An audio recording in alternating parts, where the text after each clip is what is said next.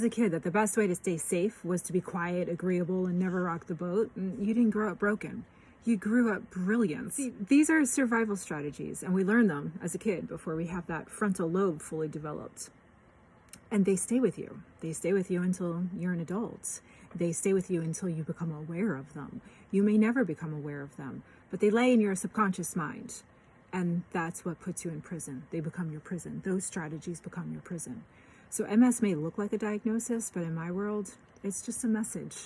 It's your body trying to tell you something, a beautifully inconvenient, fucking messy message from your body that something needs to change. And I think you know that deep down. I think you hear this little voice that goes, something needs to change. I can't do this. And right after you heard that, that's probably when you got your first symptom. The prison door is always open.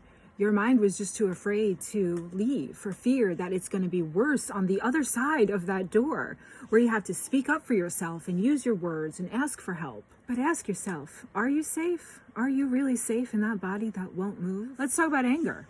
Most of my clients were taught that anger is dangerous, disrespectful, you need to be a good little girl. So I don't know about you, but for me, I just stuffed it down, and I learned real quick how to stuff it down, to the point where I wasn't even aware that I was stuffing it down. So over time, that unspoken rage, it doesn't ever disappear. It stays in your body and it buries itself. You might feel tight shoulders, locked hips, legs that don't want to move. Because when you are emotionally stuck, your body is stuck. So if your body was trying to tell you something, would it be saying, I'm stuck, I need help? No, you're right. So many of the women I work with, usually moms, have spent decades doing everything for everyone else.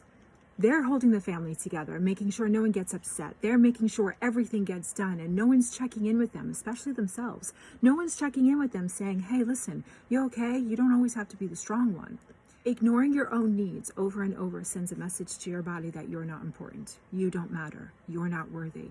And your nervous system is always listening. That exhaustion, that numbness, or that pain, it's your body screaming, I need help. We're taught that MS is just some random glitch in the matrix. Now, it's just some random glitch in the immune system that your body just decided one day to start attacking itself for no reason. But when you heard that, do you remember the first time you heard that? Yeah, I know, me too. I remember thinking, no, it's not. That was the first thing I heard. No, it's not. And then I went, oh my God, my life is over. How am I going to raise my kids? Annette Funicello. That was my only reference to MS back then, was Annette Funicello sitting in the wheelchair with her body shaking. She could barely talk. And I was convinced that was going to be my fate. But what if MS is just the body's last-ditch effort to get your attention? It's not to punish you, but to wake you up. What if your body is trying to give you the answers and tell you exactly what you need? What would it say? It's time to stop asking, what's wrong with me?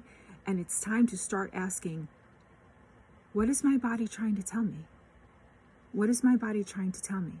Put your hand on your heart and ask, what do you need? This is the work. This is the work that I do. We go deep. Where does it start? How do you get started? Go on mindingyoursoul.com and book a discovery call. Let's talk about this.